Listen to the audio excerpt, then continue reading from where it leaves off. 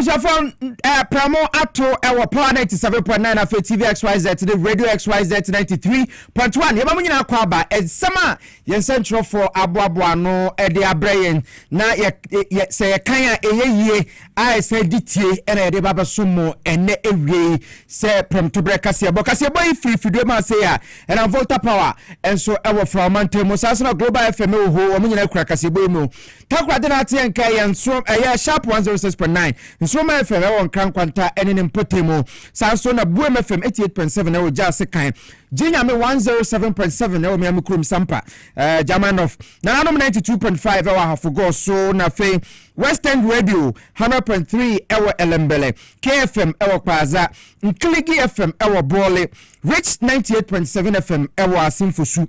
High Radio 103.1 ewa hafu Bechem sanso na Oti Radio 101.5 enso ekura Kasiebo ebumu Ripon Sampawen FM ewo Pu Siga wonomu ekura mu Bruno FM 107.5 enso sunyane Loud Silence TV ewa nkrane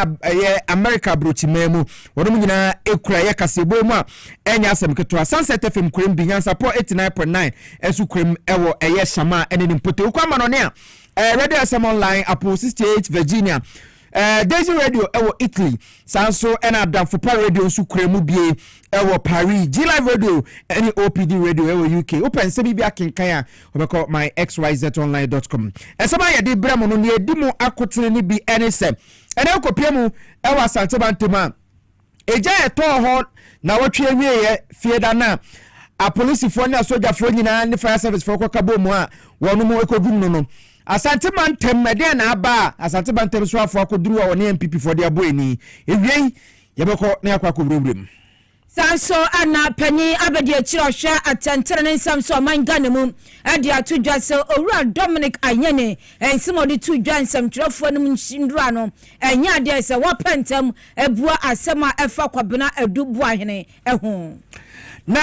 mampanya begeche okuruni na jeno pokwa jima ide atudwa akyerem se defense ministry ono ekaba ho a kyerɛ sɛ nyasɛm keto aduane suppliers nyina wo mo de omo ka ɛdeɛ ne ba yɛ ma saka ne ba ho yebewrem Saso ana owura Sam George ade atudwa sɛ Ghana ha radio stations makomako aduonum nson ana sɛ ɔmo fambra kwan so nya adwuma ɛho nsɛm obɛte kaseɛ mu Achiame hino wa Ghana bra shebe de fie honorable right honorable Albert Sumana Kingsford Bagben wo de atudwa ekyiremu sɛ enema ekoso wo mamu ano ese wono so tumi kabi nti wapaw ba so ku a yese eja etotototo wo yedwa ahodo mu no eja etotototo no wo ye emu enhwehwemu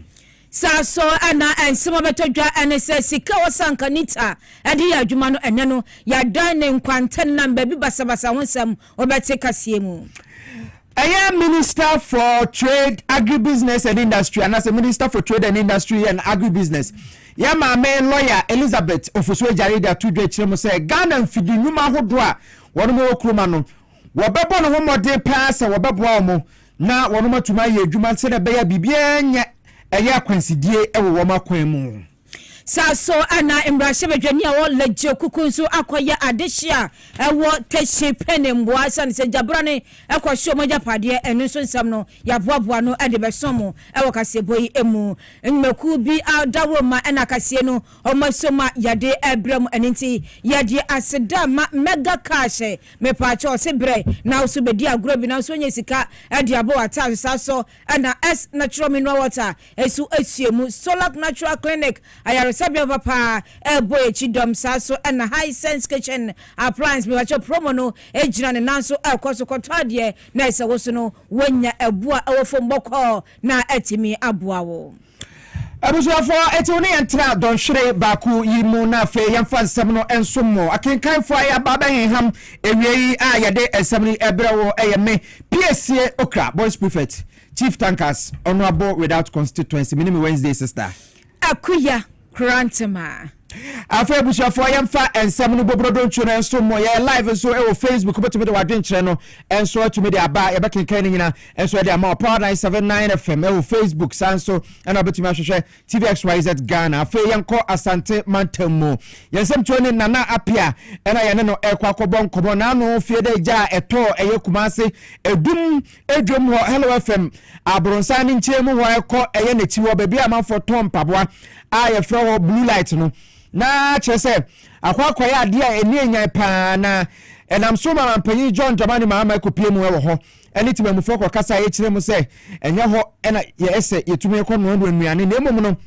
amafo wo ho amode cylinders esisi wode no nduane no ni nyina ya eka ho bie ena magya ne to ha na afi ekọ ntententem sa no na enu achi o kire mu se nadmu fo ba beboa eyi ne suafo a oro na hwemantam no so yewura Dr. Frank Amwakohene eche ne se won hwe akire na bibia enko yi na ene yate se wakwa kopie mu e odwom ho kwa kwohwe atoto ne emayi enso yese one MPP for the aboeni minim ne ekoso ho na apia ene ye tene ni ewo ye Asante Mantamu na apia se wotem nka akwa aba ede ne si ya Asante Mantam suafo Dr. Frank Amwakohene yese one MPP for the aboeni ni na ne se ene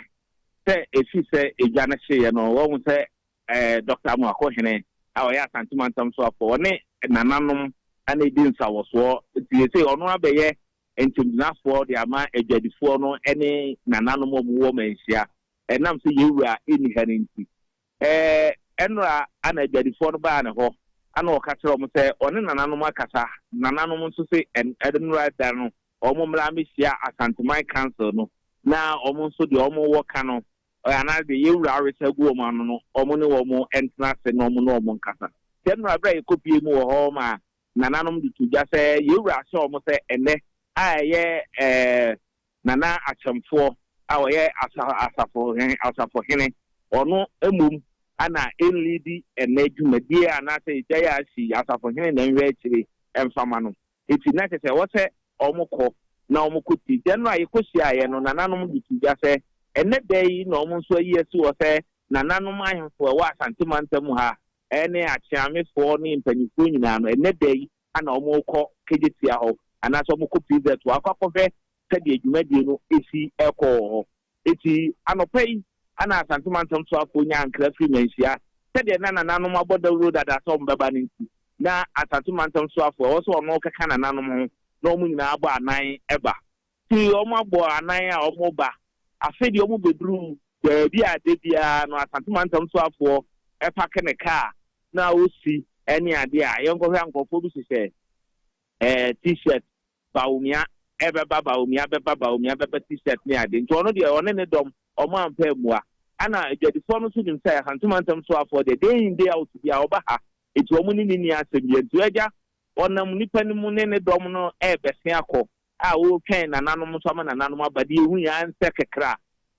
baumia nkrofo adan ya baumia so benti omo nyina agisi ena behwe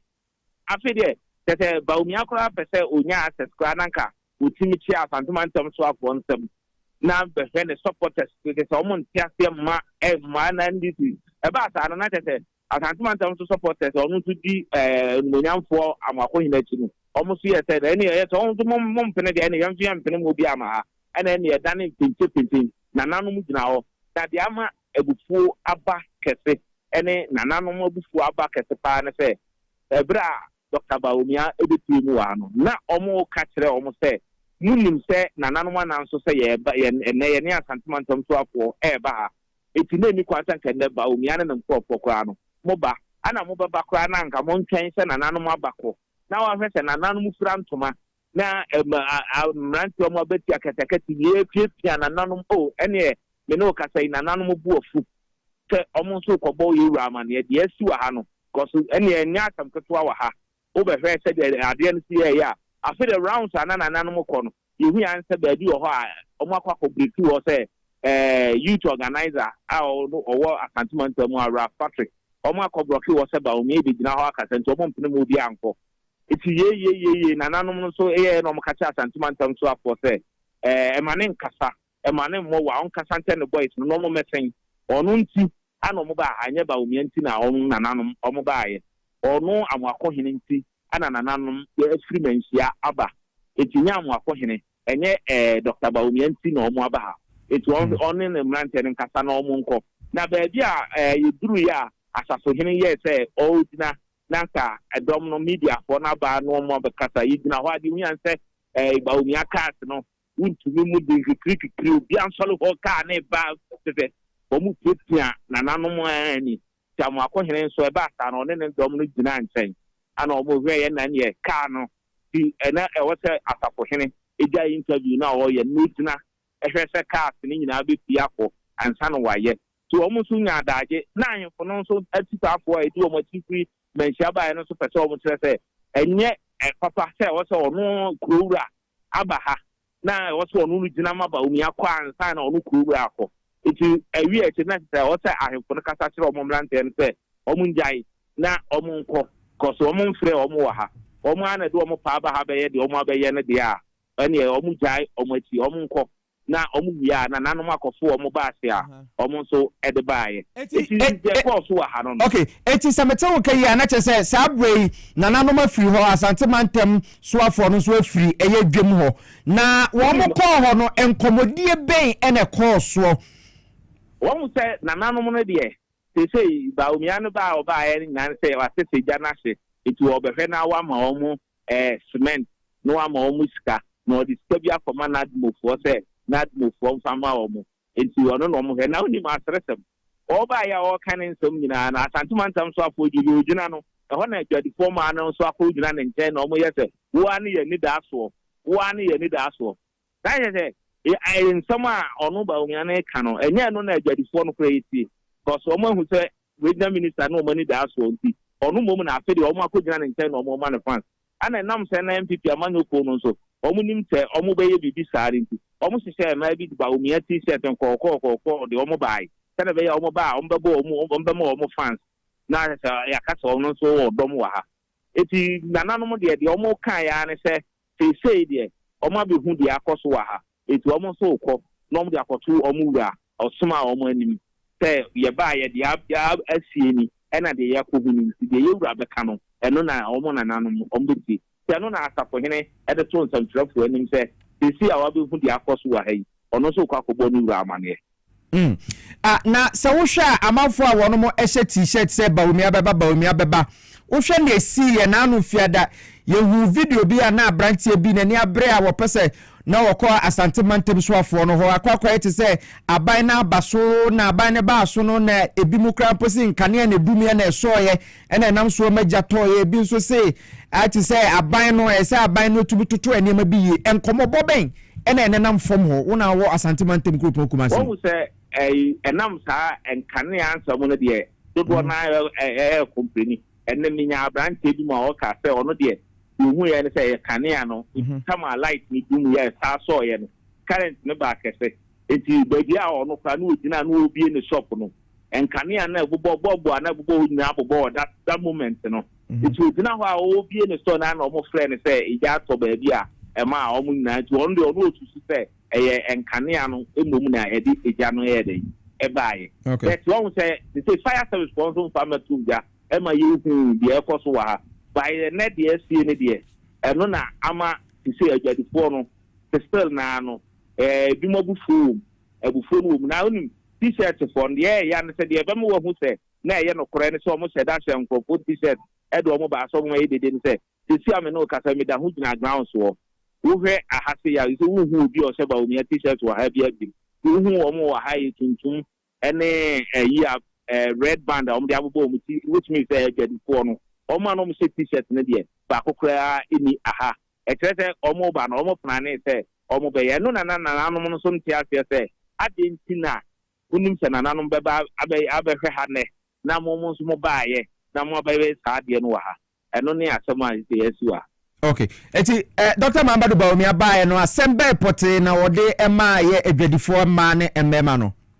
se ni nyina ne se odi kabi ama nadmofo ana wasa ma almost 1,000 bags of some say adwadifo no stay omo esi omo adia tede ne ye ka no sanka onya briefing kakra na obi a omo ba ye no omo timi bisa ho asem bi fi baabi a enka mbo hu sa na mo no regional minister tu ama na duru baabi se dia say na yede akoto yewura na ebe decide yewura be kan yi na yisi they say I will gina access adwadifo no say omo a bi si omo ade de a o mo 1,000 bags of cement ene o discan bi so ama nadmo 40 adwadifo so omo a bi si omo ade de omo nkwaje mfi nadmo 4 na omo amfansi omo ade no kanje say o no wo show mu kutu pa second na ade e koso no e mo omo nye omo ankosa nkusi nti omo ade because so say regional minister so say you find say utufo ebe kasa wi a eno na ye fana decision ya ono regional minister working also ba ya say utimi nya abotre ana obisa say na nanom kosa na omo so brifu a enka o ma kasa samu amuso brifu mu ade ade am 1,000 bags of cement no fancy you some of the kind any there say na obeka eti me hu say amafo gina food bridge ni so bebre Dr. Mamadu Bawumi ahodom no ana say asante mantem so afo no na ba ya sadom di nachi time almost say na nanu mo ba no esi am no kasa food bridge no so aye man so Dr. Bawumi ani ya sama na nanu e ka so mo ba no say o say na ya kayen say decision ni na ko say ya hwe ni mu say na nanu di ombeka na ye fa na na em say jadi fo no gwen say na na eba no omo ba be ka ibi say ebi ai ye mamunsi anan e kena ya monye eti anu nti na ma edom ni nyina atwi age twi eba aye no esi ame no kasa yi wo se dom no egu food bridge no so esi ame no kasa yi mayafa wo NCAC wate asada kese eye wo de ase wotumi ede samane bowe ede ebre nana pia eye nsem troni a wo asante bantem kropo kuma semo no de amane bo efri eye edum pz ede ebre yen se nanu eja to ho ho nsensem anope Dr. Mamadu Bawumi akoho na ese yete se wo ma clash ya na ese ne etie no sa asante bantem so afo ene nananom a wo no mo efri manhia ye koho akwa se ne eye asem ne tie na wo no mo ni edwadifo no atwetwe nkomo a Dr. Mamadu Bawumi anso ehun se sa fans no so fans no mo de pa nti ono so de ne ho akwa ho ene nam so ma ekoye wenchi but obia empra bibiboni bia ensi ewo eho na yenko ensefufuru ma vice president Ghana ha Professor Nana Jeno Pokwajima de tudwa kiremu se Ministry of Defense aso na hwe ahobambo nsem so Ghana ha yese eka 3.7 billion bi wo ha emu 275 million Ghana cedis yese omo awono mo supply mo ani enuane ahodo na amasa aka no aba hona wode sansem we tudwa wabra na yayi Ghana Forces Council na wo swai wo mo ena wode sa ensem we tudwa wo chim se sa aka no yade aban eba behwe na wode bibi atoto na kwa mu se na be betumi aboa na wo chim se sa brede oman ye wa huhihie mu pantie na nam so ema sanka nkitenkite na aba na man ko tie se no sika ne nsem a wo se echireche sansem no mu wabra na wo mo eswai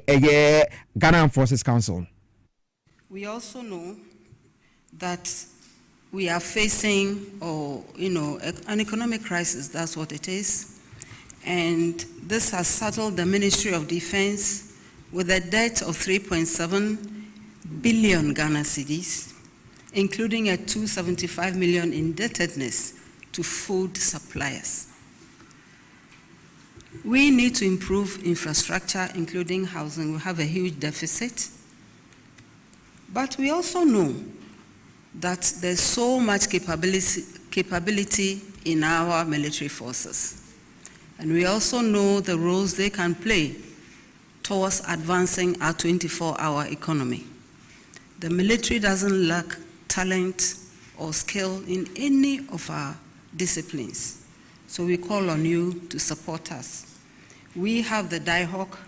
that is the Defense Industrial Holding Company, and this requires private sector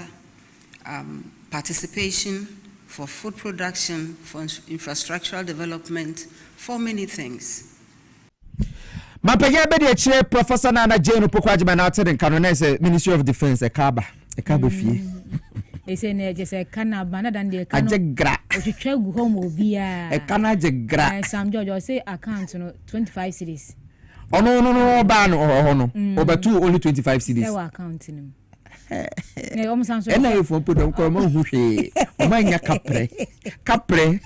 ba to kuro dem kra ne bi no. Say na Ghana fo ani abre say e wo say hesan ba bank enye. Hey! Ambankenye. Oh my Ghana. Abuja for higher power 97.9 TV XYZ and afi Radio XYZ 93.1. Yene ya affiliates Bubuja and Ede Kasiebo Ebuamo. Ye kwa enim. Ya kwanim na ya kwa aya ansam from andra so for hwe atantren sam so ebabo antene sam trofo ebedi nkomo ewo hwehwem ahodo ne anamo a omutu ade aboa se Ghana kata hye ne project kankan akoso o man Ghana mu no so metimi apawontom no mutu anamo ade ache sankrofo ni nyina na nsam ebede adwa nipa bia sori anopei o masi o ma no na so mudi asi aya attorney general Ura Dominic anyene so a enya asem kuma bi se watuma mpamurika ama nsem nyanko court kora no wabu asem ne wiase asem no kodu court a de na temuafo besan aye e wo hu biom ne no e na aye panyi abede akiro no ohwe atantere ne nsam so owura shram sai so ababonten no chrem se da bia yesa na asem nete asem de se de panyi ne kan no pepepe sa e na e wo se oyontu mampam nika bia se de Ghana fo be hu se adwuma ya de mom no omoye enunti e na otu sa anamo no. Anytime an attorney general makes a claim as to the chances of his success, then he is being prejudicial. I think that is not a very accurate proposition. Attorney generals all the time have a stance on any case that they take to court. They have their position. They are not, the attorney general is not an arbiter who is required to be fair and not to prejudice the case. His argument really all the time is that I have what it takes to convict the person I'm putting before the court. So my point is that you only think that the Attorney General is being prejudicial if you also think that he's supposed to be an arbiter rather than a party. But unfortunately, the Attorney General is a party with a position which advances to the court and obviously to the public that anytime he is arresting someone or is putting the person before a court, the Attorney General is always saying that I have what it takes to obtain conviction. So it is nothing new. It is nothing out of place. Na we aya Justice Ramsay in Churchma or the my ewo and semi home ebi ena motieno. Justice Ramsay and some na walk no. Say Attorney General no. Wakwa no to say won kura bibi woni sema wonim se also obi emrenim fo. Eti meranim fo no kokota enye akeyake matiwe yemfa konkonsan kokot eti wono no ansa na wobebie na no aka che say aban eni nipa we wa asem no na che so okura bibi ma ne nsa ne na nsem ndo no aka so ontu em kokota wambra oni nyina so exactly enti dia okani nyina no omanya enough evidence ya de court na nipa no se tie bia no eye nyoma mienu ada se sika no de beba na bia judgment ni ate so ama se bia jail na wo so kwa ya ate so ama na watie sika no ana so de opa sika no fa na kodem infedodo a wo pese wo dem we ba na se waba abrewa na kokra sika no na kodem adaba na baba se sika na da wo twen but unya mbae ba na tie ni Ghana for koto aba no enema miensa corruption galamsey and a good governance entina Ghana for to abade ma Ura John Dramani mama eti de omuni reason a wo mo de be faili says si let pass am look as Ghana for refi o na akwa we ya na or signals bureau eno a enye ministry mpo no millions of cedis sika pudu na me to we na ye to dan na say estate ba ko nko awo dan na saso sa adan o wi a wo papa amobra Kasa se no ye kromfo. Asa akwa kasa. Wanfa Ghana security. Erade asemo. Ba se ne nsem nisi kono etiefo ye hyembo, ahwefo ye hyembo, ye bedi akire se ya, ye bebo nsem nechi pan.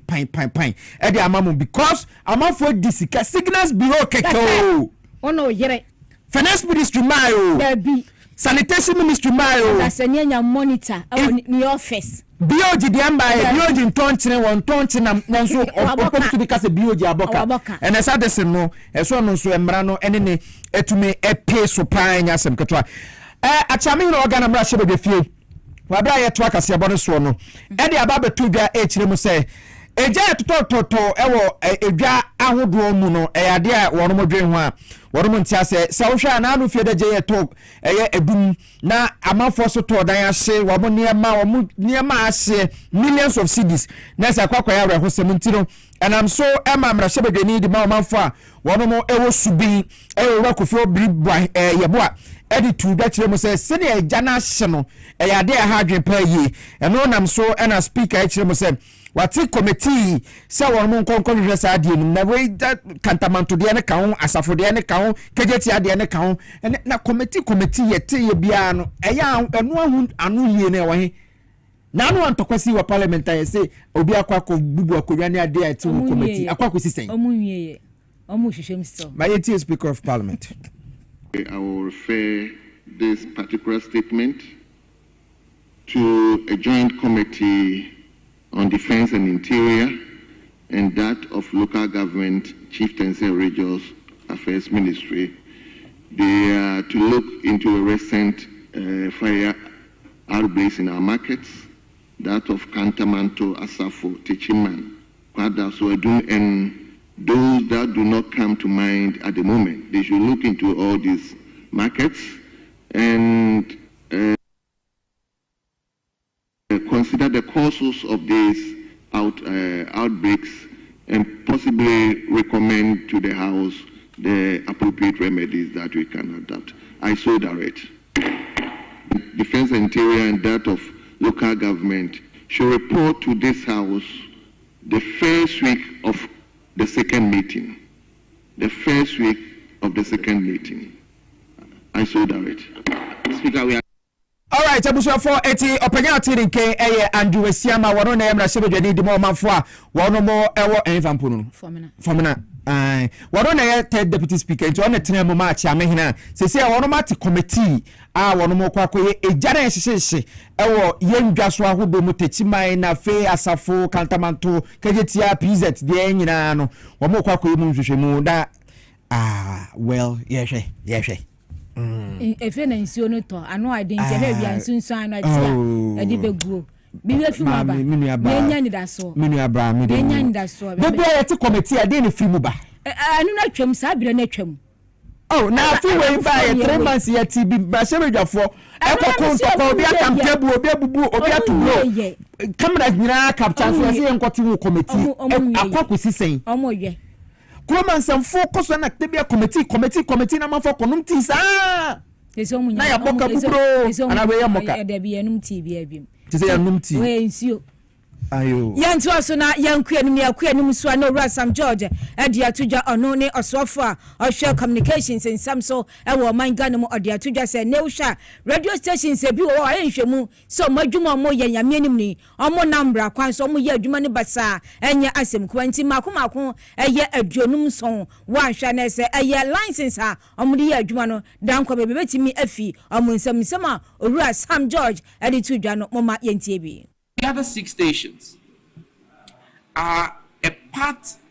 of a total number of about 63 radio stations whose frequencies are not going to be revoked but are going to be suspended. We've suspended the first 6. I will be coming to the House to brief the House fully on the outstanding ones. I have engaged the Ghana Independent Broadcasters Association.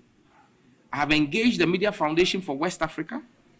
and they are fully aligned with the processes that we are undertaking. Because we cannot have a situation where media houses would flout the regulation and say that because of press freedoms, the conditions for their licenses will not be met. But like I said,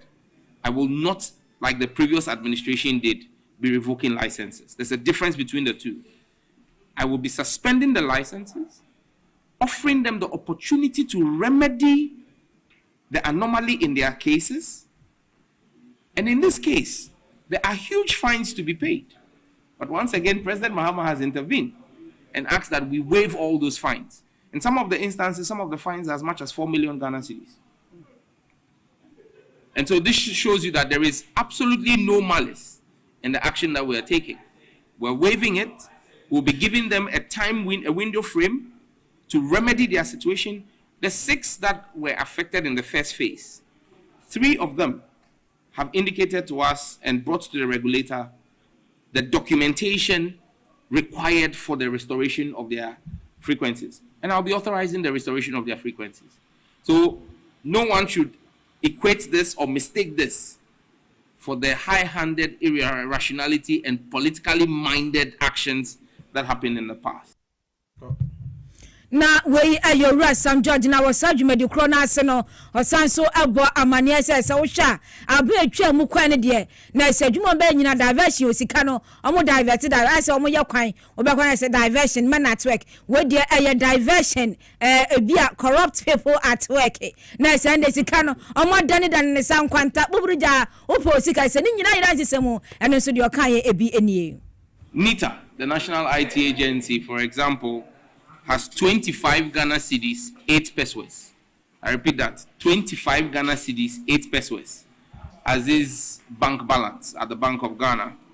Meanwhile, the agency owes 813,486,505 Ghana cedis, 89 pesos. But what they have in their account is 25 Ghana cedis. This is the ministry that we inherited. This is what we took over. NITA, for example, has a certain contract arrangement with a third-party vendor. I have summoned the third-party vendor to appear before me tomorrow because I do not understand how all the revenue coming to NITA, the previous administration signed a contract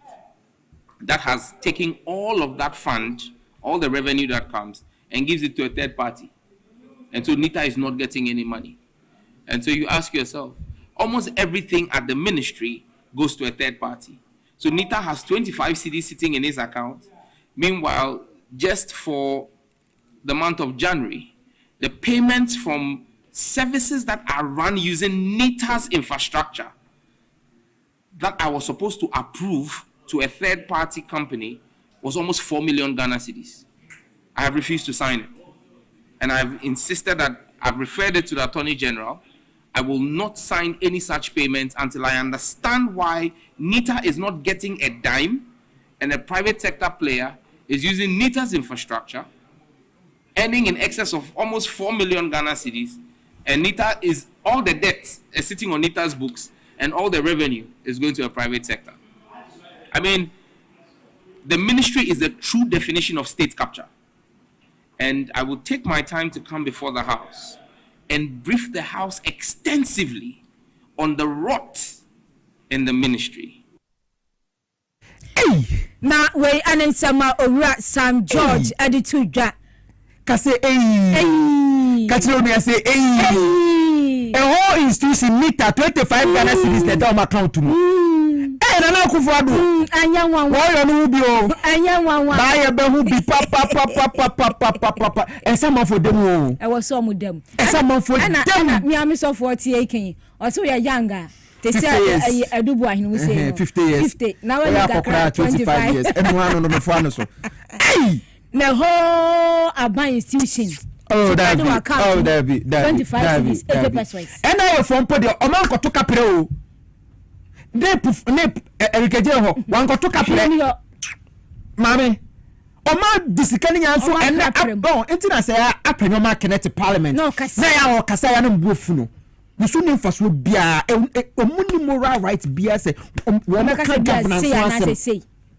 the omuni moral rights bia so mbeka governance wan say e okroma what disikani na say bibia ma bibia basa me say NDC for no Attorney General never starting here to papa to asosa na mo no adum fa kuntuna ase no mbafie ya betia enfio dabi mutuo mungum wo ya ni ati wankasa kura ya say yes narrative no na Ghana etume edum fa pimbi oh yanko Ministry of Trade and Industry minister no me ankasa me krom ni oba so no lawyer Elizabeth Ofosu Ejare asha se ntoabore de osha se achepa na no kopie mu e wotema na wo kire mu se ifidunuma hodo a ebo ama Ghana fo anya eye enuma ye no wababo mo ha bia wo mo bia wababo no homoden aso batoto ne mayi se ne be yo maso bedwo mo na afi aban 24-hour economy no eno nso atumi anya ntomapa efra ekwakwanto ewo eyamane boy ento aso.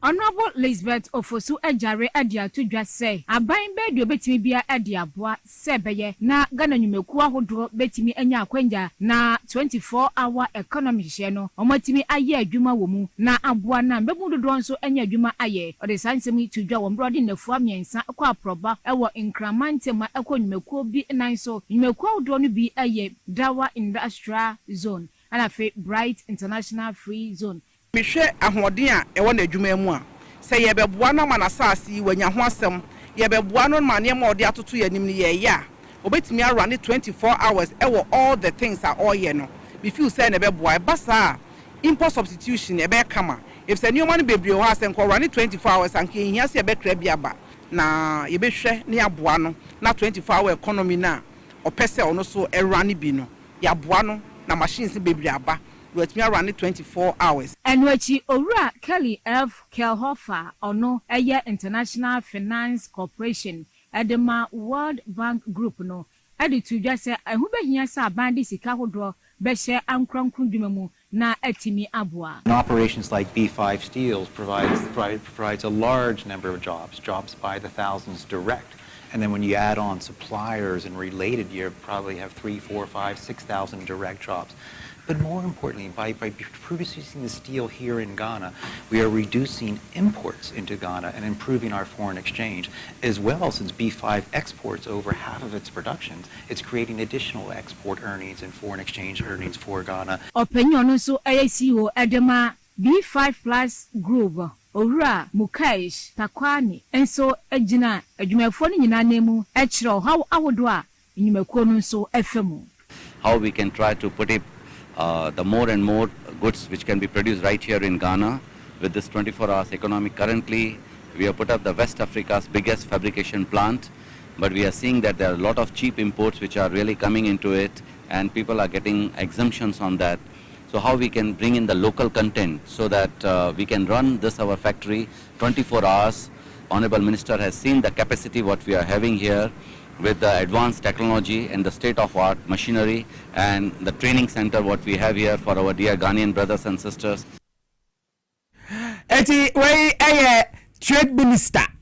Mami Elizabeth Ofosu Ejare minister papa awo boadwuma dika yes mikromni so that say e just oye mikromni ntira me kan sa no but oboadwuma lawyer ni anadwuma abobew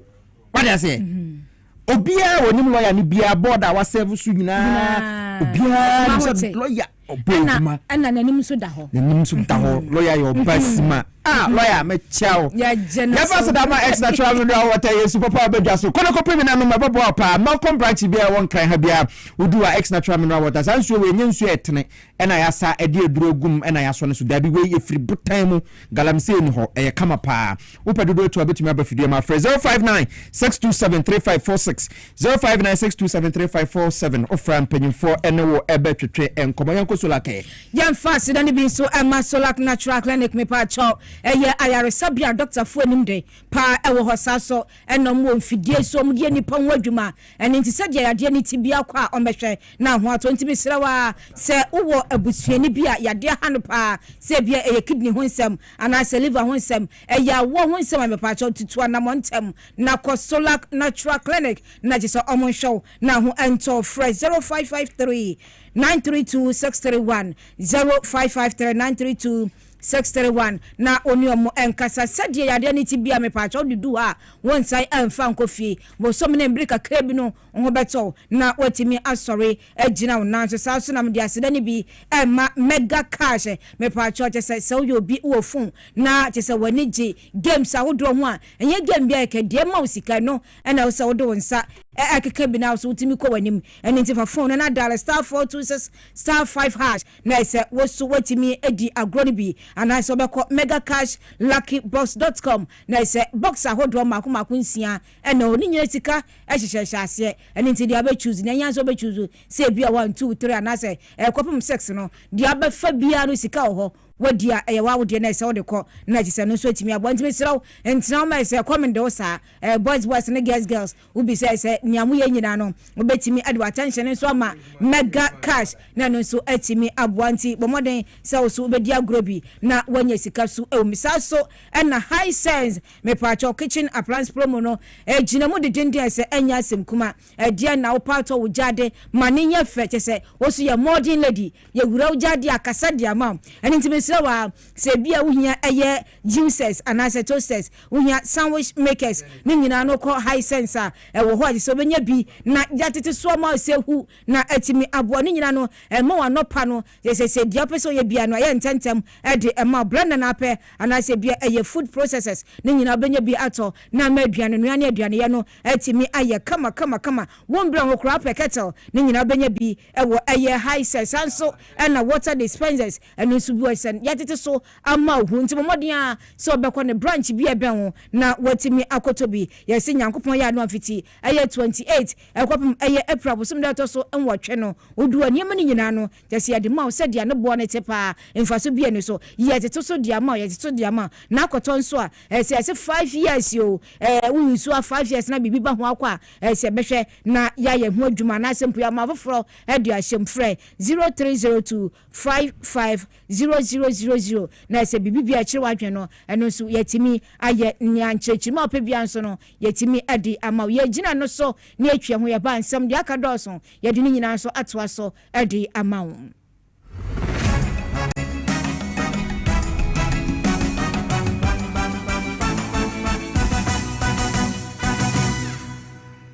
High Sense Kitchen Appliances. Imagine no ayambre. So we have breakfast anopa. Ube here High Sense juicer, High Sense toaster. Open sa mixing. Ube here High Sense blender, hand mixer. Oh no more. High Sense rice cooker. So open your share. Announce your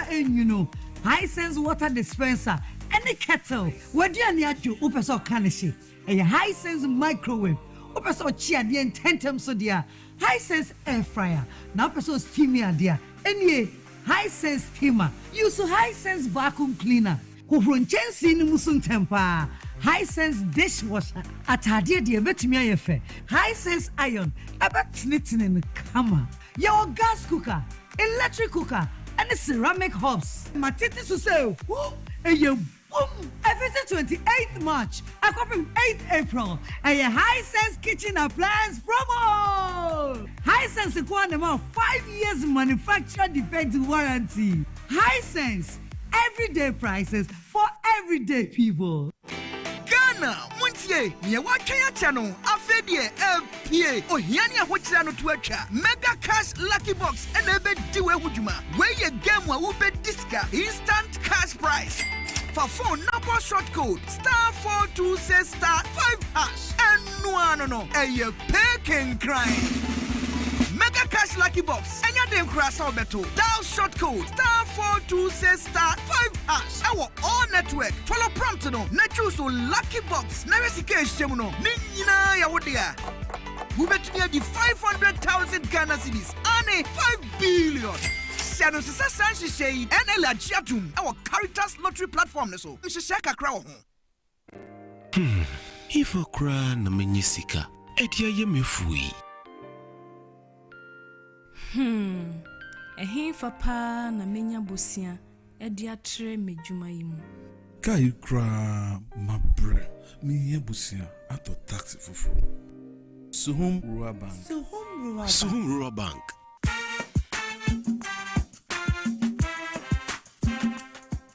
Yema mwakwa baba Suhum Rural Bank ye won hyehyɛ ahodo bi te sɛ dwadifo abosia ekoko bosia susu account and it does our savings account. Me bada chain savings account. And then the keka home. Suhum Rural Bank was 03422919896. Now one so what to miaka say. Suhum Rural Bank. Ama ene mayeka una. Suhum Rural Bank. Enti me pa minie. Me damwase. Suhum Rural Bank. Growing our heritage.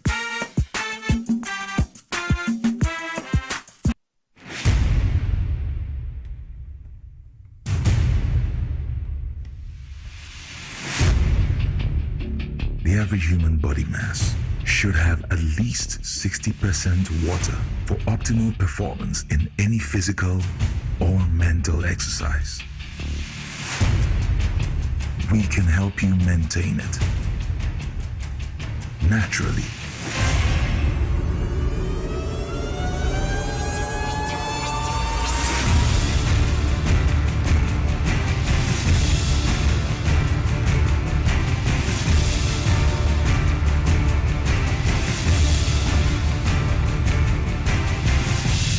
X Natural Mineral Water. Simply natural. For bulk purchase, call 0596 273 546 or 0596 273 547. This advert is FDA approved. Welcome to the Royal Dazzle Event Center.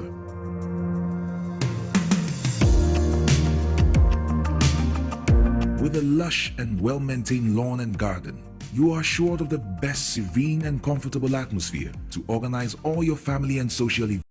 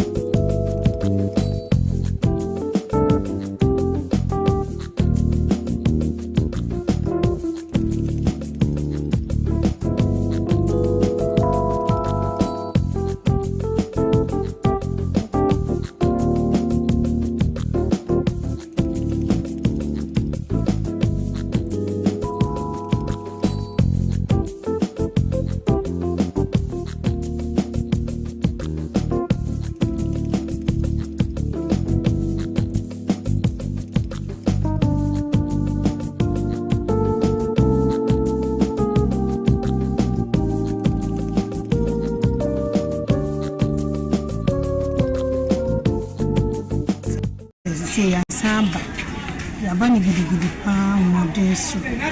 ati esire samumla nanu meto ade ndi mai e bai market na e basa kofu nim se kantamantofo na edwemu bi e seji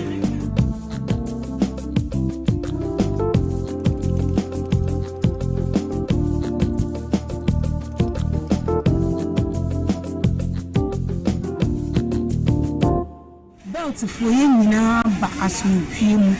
say, na hand on Ashia, now Copaya don't ye pay see who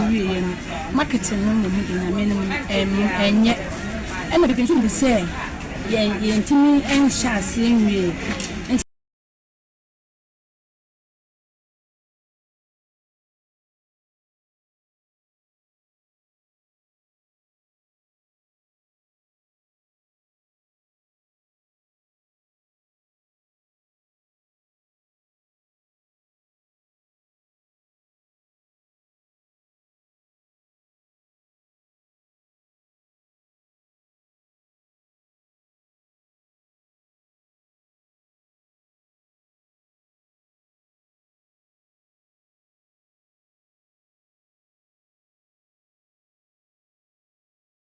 ɛna afei nso mɛko wɔn mu akyire mu a ɛbɛn na wɔtwe ɛne busumi mu nie ɛyade a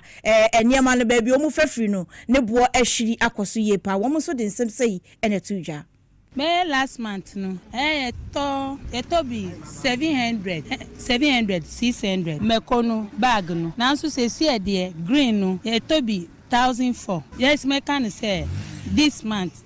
about 3 weeks ni let me turn 700 say see ano 1,006 for the green no and a red no say see ano 2,004 2,002 jene ne brief Niger ebi so fi Nigeria until last week say ye coin no na 1,001 but enne say aye coin no aba from kakra enne say obenye bi 900 95 and 1,000 until enu ni price no esisa ti ene de ni price no aba from but last week no na ene was ro kakra enti ene 2,200 different bayan widen ye kwa gogo shikoto bayan na widen isi bayan 100 no ebi wo 70 million 60 million 55 million ti ye shikoto ba ene ye de hwe ne ye de ton ti ne widen pa oni to me say 30 million na 35 nso sisi e de sisi ni 40 bayan no ye ka wose akuafo no wose ba afi ni so na antodi bayan na ye na chese edwadifo a womo ewo malata ejom na chese womo so da na disese se de no bai no ne boa nyama no boa akosoro womo njai saa na sese petro ya teso ya petro so nyama ne boa na ya de nya petro se ka no e kofa ba no but ya petro bo so makoni bi wa so mkofa free dise je ne se nije no mkofa papa ba womo nya botro enti ma ye nkokra je ne ni bi da bi womo nya botro ona bo erikopoku be solve womo problem amo adwa kwachewa ye be share with you medase adwakwacho era ode eye dwede mu nsemede ebe som ye no nanka pese me kan eye adwekere ne kakra Peter your time ye say any time da yen kwa akwatre wase ye fari hina AC na ka ye kwa akwatre nanka ye kwa akohwe niema ekoso ho but yatenso se Supreme Court aruli ewo Imani Ghana for asem na wono mo ede eko eye Supreme Court senka aban anase mampani entumi enyi security chiefs no emfiri ho gese bia wono akọ eye retirement no ho nsem ebobo ba ya tese Supreme Court aruli ewo ho enyimre yetenase a yede ni nyina ebeba besom no yede Kasiebo ni nyina esie wo ha sei na yada mu nyina asesem tumi eboa ye na afi mutie ye nyuna no nsia yebesan atenase bi masada kase rema ex natural mineral water na afi solar natural clinic wono mo eneta ye chi akenkan fo yebesom mo eye me piesie okra boys prefect chief tankers honorable without constituency ekome menimenu aba akuya grantma